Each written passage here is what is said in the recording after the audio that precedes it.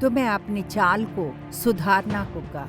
हम कैसे चल रहे हैं ये हम खुद नहीं जानते। परमेश्वर के पास चल रहे हैं या फिर उससे दूर होके चल रहे हैं। जहाँ तक आप सोचते हैं मैं ठीक कर रहा हूँ, ऐसा ही सोचते हैं। मैं भी ऐसे ही सोचती हूँ। गलती करने वाले भी सोचते हैं कि मेरा मार्ग सही है। हर एक मनुष्य की यही सोच होती है। किस लिए आप अपने काम को सुधारना होगा। हमें जो आशीर्वाद दिए गए हैं, हमें जो भूमि दी गई है, हमें जो देश दिया गया है, हमारा अपना बनाने के लिए हमें जिस मार्ग में चलना है उसमें ठीक से चलना होगा। एक मनुष्य की बात हम सुनते हैं, लेकिन पिता परमेश्वर जो कहता है वो हमारे कान सुनना नहीं चाहते हैं। क्यों ऐसे ही कमजोरी आ जाती है? क्यों परिवार में संघर्ष आ जाता है? क्यों ऐसे ही एक भयंकर आत्मा हमारे परिवार को हिला देती है? हमारी वजह से ही। हमारी चाल ठीक नहीं होगी तो घर में रिएक्शन होगा। आपके गुण को, चाल को, अपने परिवार को, अपने जीवन को सब उसके हाथों में सौंप के देखिए। वो टर्न कर देगा। He will just like the turn it. ऐसा ही बदल देगा आपके जीवन शैली को, आपके गुणातिशय को, आपके स्वभाव को, आपकी बातों को, आपके चाल चलन, सब कुछ ऐसे बढ़िया बदल देगा। He will turn it. इसलिए आज हमारी बुरी चाल को सुधारने के लिए पवित्र आत्मा मेरे द्वारा कार्य कर रहा है। हालेलुया।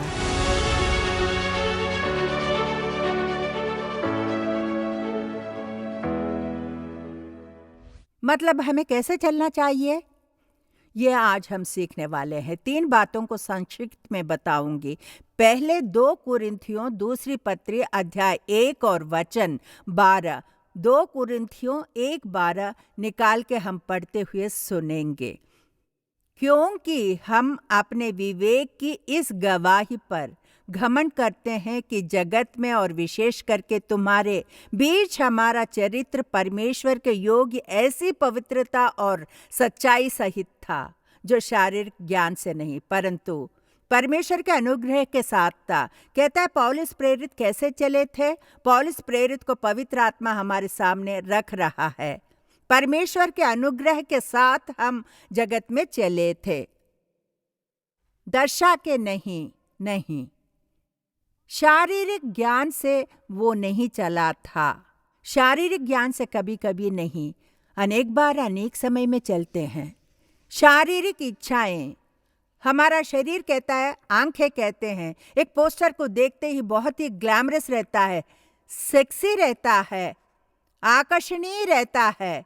तुरंत हमारी आंखें, हमारा शरीर, ये हमारा शरीर ही है। शरीर की सोच है, आंखें उसे देखते हैं, हमारी सोच तुरंत उसी पर जाती है। जाते ही हमारा शरीर पूरी तरह से चल के उसके पास जाता है। सिनेमा थिएटर में जाता है, टास्माक दुकान को देखते ही सीधा वहां जाता है। वही शरीर शारीरिक तौर से चल के जाते हैं। एक स्मेल आती है, पता है, बहुत बहुत बहुत बहुत बढ़िया स्मेल आता है। चिकन फ्राई करने का, मच्छी, तरह तरह के मच्छियों को फ्राई करने का, सीधा उसके पास हमारा शरीर जो चल के जाता है ना, बगल में आजा आजा राजा आजा। क्या होता है बगल में? मच्छी फ्राई की दुकान के बगल में, चिकन फ्राई की दुकान के बगल में, बताइए क्या होता है? ऐसे चुप हैं जैसे कुछ नहीं पता। हाँ, शराब की दुकान होती है, वहीं भाग दौड़ मची रहती है। जेरोक्स शॉप से बढ़कर शराब की दुकान होती है। वो बुलाती है, आजा राजा आजा आजा, मैं यही हूँ, तू आजा आजा। शरीर उसकी ओर खिंचा खिंचा चला जाता है। तुरंत जीभ बढ़िया है, नाक हाँ कहता है, जीभ वाह कहता है। ऐसे कहते हुए पैर अपने आप लड़खड़ाते जाते हैं। तो देखिए, पत्नी ने कह के भेजा होगा, देखो मजदूरी ले आके घर पे आकर चुपचाप बैठना। लेकिन यहाँ खुशबू से मन खिंचा जाता है। यही शारीरिक ज्ञान होता है। मुझे पता है, बस आज एक दिन के लिए पीता हूँ, बाद में देख लेंगे, पत्नी को समझा लूंगा। यही शारीरिक ज्ञान होता है। मैं धोखा देकर धोखा देके जी लेता हूँ। कितने दिन तक धोखा देके जी सकेंगे? बोलिए, कितने दिन तक धोखा देते रहेंगे? नहीं होगा। कितने दिन तक झूठ बोल बोल कर, हाँ, बकवास करके, धोखा दे के, मूर्ख बन के, एक बड़े धोखेबाज की तरह अपने परिवार से झूठ बोल के तो देखो। पता है, एक ना एक दिन सच्चाई पता चल ही जाएगा। तब हमें लोकानुसार ज्ञान से ना चलकर कैसे चलना चाहिए? अब हमें यही आवश्यक है, परमेश्वर के अनुग्रह में चलना चाहिए। मेरा वैवाहिक जीवन एकदम बढ़िया है तो ये परमेश्वर का अनुग्रह है। मेरा ज्ञान या अकल नहीं है, मेरी सुंदरता नहीं है, पढ़ाई नहीं है, मेरे परिवार के हौदे से नहीं है, मेरी माँ ने देखा है, मेरे पिताजी ने देखा, ये नहीं है, परमेश्वर का अनुग्रह है। उसी से सब होता है। तुम परमेश्वर के अनुग्रह की वजह से ही इतना पढ़ लिख सकी हो। तुम परमेश्वर के अनुग्रह की वजह से ही इतना एक घर में रहकर इतने आशीर्वाद पाने के लिए तुम्हें परमेश्वर ने ही चलाया है। इसीलिए हमेशा कहना चाहिए कि परमेश्वर का अनुग्रह ही मुझे सहारा देता है। अगर उसका अनुग्रह नहीं होता तो कब का निर्मूल हो जाती। उसके अनुग्रह के निमित्त आज तक मुझे वो चलाते हुए आगे ले जा रहा है। हालेलुया। मेरा बड़प्पन नहीं है, मेरी महिमा नहीं है, मेरी अकलमंदी नहीं है, मेरे भेंट नहीं है। कुछ विश्वासी ऐसे ही रथ को लेकर, घोड़ों को लेकर घमंड करते हैं, बहुत ही घमंड करते हैं। पता है मेरे पास कौन सा कार है? फेरारी है। मेरे पास कौन सा है पता है? बेंज है। मेरा घर कितना बड़ा है पता है? थूक देना होगा। घमंड शरीर का घमंड नहीं। परमेश्वर अगर एक सेकंड तुम्हारी सांस रोक दे तो तुम्हारा बेंच तुम्हारे साथ नहीं आएगा, तुम्हारा बेंच तुम्हें नहीं बचा सकता। चांस ही नहीं है मेरे प्रियजनों, चांस नहीं है। परमेश्वर का अनुग्रह हो तो ही बचोगे। परमेश्वर का अनुग्रह हो तो पतली या गंभीर स्थिति में तुम चल के बाहर आ सकते हो। हालेलुया।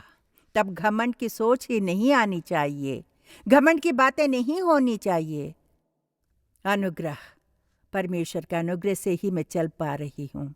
यही आपकी बातें, आपकी सांस होना चाहिए। ये बहुत आवश्यक है प्रियजनों।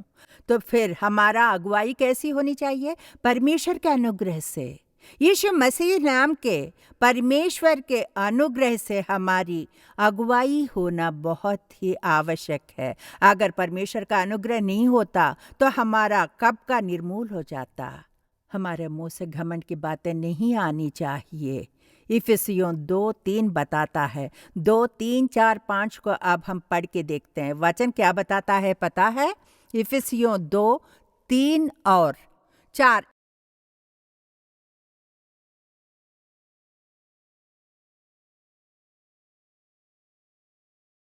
वहां रुकिए।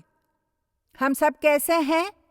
अपने शरीर की लालसाओं में दिन बिताते और शरीर और मन की इच्छाएं पूरी करते थे। अब अगले वचन को देखिए। परंतु परमेश्वर ने उसने हमसे प्रेम किया। आपके अंदर घमंड होता है, आपके अंदर अहंकार होता है, धन का घमंड होता है, होदे का घमंड होता है, पढ़ाई का घमंड होता है, लेकिन परमेश्वर दया दिखाने वाला होता है। परमेश्वर ने जो दया का धनी है, अपने उस बड़े प्रेम के कारण जिससे उसने हमसे प्रेम किया। अनुग्रह मतलब क्या है? जो योग्य नहीं है हम पर, मैं थोड़ा भी योग्य नहीं हूं, फिर भी वो मुझ पे जो प्रेम दिखाता है उसी का नाम अनुग्रह है। मैं योग्य नहीं हूं, आप योग्य नहीं हैं, लेकिन जो योग्य नहीं आप और मैं, अपने प्रेम के कारण उसने हमसे प्रेम किया, उसी का नाम अनुग्रह है। मतलब परमेश्वर के अनुग्रह से आपकी अगुवाई होनी चाहिए। 5वां वचन बताता है, अनुग्रह ही से तुम्हारा उद्धार हुआ है। अगर अनुग्रह नहीं है तो आपका उद्धार नहीं होगा। आज अनेक लोग उद्धार पाए बिना ही परमेश्वर के इस कलीसिया में बैठे हुए हैं। आप अभी भी भयंकर पाप कर रहे हैं, क्योंकि अभी तक आप पर परमेश्वर का अनुग्रह नहीं है, परमेश्वर का प्रेम आप पर नहीं है। अनुग्रह परमेश्वर का अनुग्रह होता तो आपका उद्धार होता। आपके परिवार में अभी अनेक लोगों का उद्धार नहीं हुआ है। अभी तक उनका उद्धार क्यों नहीं हुआ? अभी तक उन्हें क्यों नहीं हुआ? क्योंकि परमेश्वर का प्रेम अभी तक उन्हें नहीं मिला। मतलब प्रेम के योग्य जो नहीं हो, तो तुम पर जब उनका प्रेम होगा तो वो परमेश्वर के अनुग्रह में बदलेगा। मतलब तब आप और मैं परमेश्वर के अनुग्रह द्वारा चलाया जाना आवश्यक हो जाता है। दूसरी क्या है? पहली बात क्या है? परमेश्वर के अनुग्रह से हमें चलना चाहिए, शारीरिक रीति से नहीं चलना होगा। आंखें जहाँ ले जाती हैं, मुंह की बातें जहाँ ले जाती हैं, पैर जहाँ ले जाते हैं, उस मार्ग में नहीं जाना चाहिए। परमेश्वर ने हमें जो अनुग्रह दिया है, प्रभु क्या मैं यहाँ जा सकती हूँ? प्रभु क्या मैं यहाँ चल के जा सकती हूँ? मेरी चाल को तू सुधार दे। तेरे विरोध में क्या मैं झूठी बातें कह रही हूँ? मुझे ठीक कर दे। जो तुझे प्रिय नहीं क्या उसे मैं देख रही हूँ? पूछे कि परमेश्वर के अनुग्रह से मेरे हाथों से आप ठीक करिए। अब दूसरी बात को हम देखते हैं। दूसरी बात को मेरे प्रियजनों, 2 कुरिन्थियों अध्याय 5 और वचन 7 को अगर देखेंगे तो, क्योंकि हम रूप को देखकर नहीं पर विश्वास से चलते हैं। कैसे चल रहे हैं? विश्वास के साथ चलना है। हमारी चाल कैसी होनी चाहिए? जो देखते हैं, देख के जो बातें देखते हैं, उन्हें देखते हुए या फिर हम कोई सोच लेके रखते हैं, हम एक सपना देखते रहते हैं, उस सपने के अनुसार हमें नहीं चलना चाहिए। मेरी भी इच्छा है कि प्रिंस चार्ल्स से विवाह करने का। हो सकता है वो मेरा ड्रीम है, लेकिन परमेश्वर ने हमारे लिए क्या रखा है? विश्वास की दौड़ को रखा है। मेरी भी इच्छा है सिनेमा में काम करूं। इच्छा होना बुरी बात नहीं है। मेरी जवानी में I wanted to become a cine actress, क्योंकि संदर्भ ऐसा ही था। जब मैं कॉलेज में पढ़ती थी तो हमारे घर पे सिनेमा वालों को आना जाना होता था। दिनदूदू नाम के समाचार पत्र को मेरे पिताजी चलाते थे। वो सिनेमा से संबंधित था। घोड़ों का, हॉर्स रेसिंग का न्यूज़पेपर जैसे दिखाई दी, चिट्स का, राशिफल, ये सब उसमें छपते थे। शुरुआत में तब सिनेमा वाले घर पे आते जाते थे। सिनेमा वाले दिनदूदू ऑफिस में आते थे। राजकीय नेता भी आते थे। जब वे आते थे तो देख के हमारे अंदर भी छोटी छोटी आशाएं जाग उठती थी। उस समय कॉलेज में पढ़ती थी। मैं भी सिनेमा वाली होती तो संसार के सारे देश जा सकते हैं, वहाँ शूटिंग करेंगे। हमारे चारों ओर कैमराज होंगे शूट करने के लिए। कितना मजा आएगा। वो खुद टिकट लेके ले जाएंगे। कितने देश देख सकते हैं। जिन जिन देश को नहीं देख सकते वो भी देख सकते हैं। ये इच्छा थी। वो मेरे अंदर का एक सपना था। मेरे अंदर की एक इच्छा थी। मेरी एक आशा थी, मर्जी, पसंद। लेकिन परमेश्वर ने क्या लिखा है पता है? अगर सपना पूरा करती तो कब की खत्म हो गई होती। लेकिन परमेश्वर ने मुझ में विश्वास की चाल को मुझ में रखा। एक मारा उसने, 20 की उम्र में मार दिया। 2.5 साल मार दिया उसने। मौत की मार मार के बाहर ले आया। सिनेमा एक्ट्रेस बनने की इच्छा थी। सारे संसार में जाना चाहती थी ना। चारों ओर कैमरा रख के शूटिंग करवाना चाहती थी ना। एक मारा उसने, 10 साल तक उठ नहीं पाई। उसके बाद उठा के खड़ा किया, सेविका का अभिषेक करके संसार के तकरीबन सारे देश में सेविका बना के ले गया। मैं जिस जिस देश को जाना चाहती थी, सिनेमा एक्ट्रेस बन की इच्छा थी, उन सारे देश में एक सेविका बना के परमेश्वर मुझे लेके गया है। बड़े बड़े परमेश्वर के कलीसिया में खड़ी होकर बात की। परमेश्वर के सुसमाचार को ले जाने वाले गधे की बच्चे की तरह प्रयोग किया। जिधर भी देखो आज बिना कैमरा के संदेश नहीं दे रही हूँ। हालेलुया! ये सब उसका अनुग्रह है, परमेश्वर की महिमा है। हमेशा विश्वास से चलना चाहिए हमें। जब हम विश्वास के बिना चलते हैं तो एक देता है, दे के, मार के, धक्का दे के, घुमा के, उसके बाद सही रास्ते पे हमें ले जाता है। इसीलिए परमेश्वर के जन मैं बता रही हूँ, मार खाने वाली मैं बता रही हूँ, जो जल गई थी वो मैं बता रही हूँ, मार खा के पैरों से कुचल के घुमा फिरा के नाश होके जो गड्ढे में उतर गई थी, मुझे वहां से परमेश्वर ने अपने अनुग्रह से मेरी रक्षा करके ऊपर उठाकर आज तक मेरी अगुवाई कर रहा है। सुधर के आई मैं बता रही हूँ, परमेश्वर के सम्मुख बलि वेदी के सामने खड़ी होकर बता रही हूँ, परमेश्वर मेरे लिए सब कुछ करेगा, मेरे लिए महान कार्य को, इससे भी महान कार्य परमेश्वर मेरे लिए करेगा। इसका विश्वास करके इस दौड़ को दौड़ के देखिए। महिमान्वित परमेश्वर महिमा भरे कार्य आपके जीवन में अवश्य करेगा। हालेलुया। अब तीसरी बात, याकूब अध्याय 3 वचन 13 इस तरह बताता है। याकूब अध्याय 3 वचन 13 इस तरह बताता है।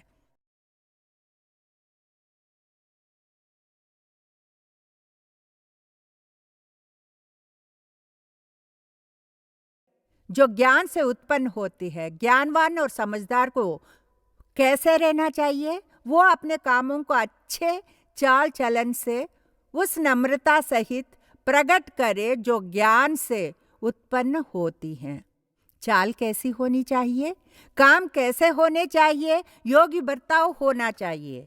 जो लोग हमें देखते हैं वो हमारे कामों को देखते हैं, हमारे वस्त्र को नहीं देखते। हमारी रूपरेखा आवश्यकता नहीं है, हमारी जो प्रेजेंटिंग स्किल है वो नहीं, लेकिन हमारे अंदर से जो बातें काम आते हैं उन्हें परमेश्वर देखता है, शैतान देखता है, संसार के लोग देखते हैं। इसे आपको समझना होगा। योगी काम जो करते हैं, आप अपने सत्कार्य से चल के देखिए। मदर टेरेसा, माँ टेरेसा ने क्या किया था पता है? एक मिशनरी बन के इंडिया में आई थी। एक सिस्टर इन भारतवासियों पर प्रेम की वजह से परमेश्वर की सेवा यहाँ स्थापित करने के लिए उस सिस्टर ने प्रेम भरी वो मदर एक प्रोविजन स्टोर पे जाके पूछ रही थी, कोलकाता की गलियों में अपने अनाथ बच्चों के लिए, अपने कोढ़ रोग से पीड़ित बच्चों के लिए भीख मांगते हुए एक दुकान पर जाकर खड़ी हो गई थी। दुकान के भाई से पूछा, मेरे बच्चे भूखे हैं। जी हाँ, बहुत ही भूखे हैं भैया, उनके लिए थोड़े चावल दे दो या फिर एक ब्रेड दे दो। ऐसे भीख मांगती हुई खड़ी हुई थी। वो कोलकाता के उन गलियों में दुकान चलाने वाले उस बड़े व्यापारी ने उस मदर के हाथ में थूक दिया था, पता है? यह सच्ची घटना है, इतिहास में लिखा हुआ है। उस मदर ने उस थूक को अपनी साड़ी से पोंछ लिया और कहा कि मुझे तो दे दिया आपने थूक को, इस थूक को मुझे दे दिया है, लेकिन मैं जिनकी सेवा करती हूँ उन बच्चों के लिए दया करके चावल दीजिए। उस आदमी को चुभा। उस माँ ने जो सत्क्रिय किए उससे एक कठिन हृदय, एक मनुष्य का दिल पिघला और बदल गया। उसका हृदय परिवर्तित हुआ। तुरंत उसने परमेश्वर को जाना। आप अपने सत्क्रिय के द्वारा प्रभु को जान सकते हैं। परमेश्वर के स्वर को ना सुनने वाले अनेक लोग हैं, लेकिन आपके सत्कार्य परमेश्वर के लिए गवाही बनके, गवाही के रूप में आपके सामने देखकर अनेक लोग बदल जाएंगे। वो मनुष्य भी बदल गया था। उस मनुष्य ने यीशु को स्वीकार किया। उस मनुष्य ने रातों रात बोरियां भर भर के दाल, चावल, आटा, सारी सामग्री उस माँ के घर पे उन अनाथ बच्चों के लिए लेके गया। मेरे प्रियजनों, हमें अपने अच्छे कामों से चलना होगा। हम में सत्कार्य होने चाहिए।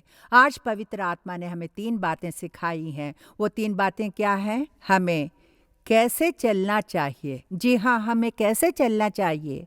परमेश्वर के अनुग्रह से चलना चाहिए, विश्वास से हमें चलना चाहिए। हम योग्य कार्य करने वाले बन के चलना चाहिए। इसे संसार देखेगा, परमेश्वर देखेगा, शैतान देखेगा। शैतान देख के शर्म के मारे सर झुका के भाग जाएगा। परमेश्वर को महिमा मिलेगी। सब खड़े हो जाइए, प्रभु के नाम को महिमा देते हैं। बिना आवाज के युद्ध करने वाला, इस समय पर तेरी स्तुति करते हैं। यरीको का दीवार गिर पड़ा।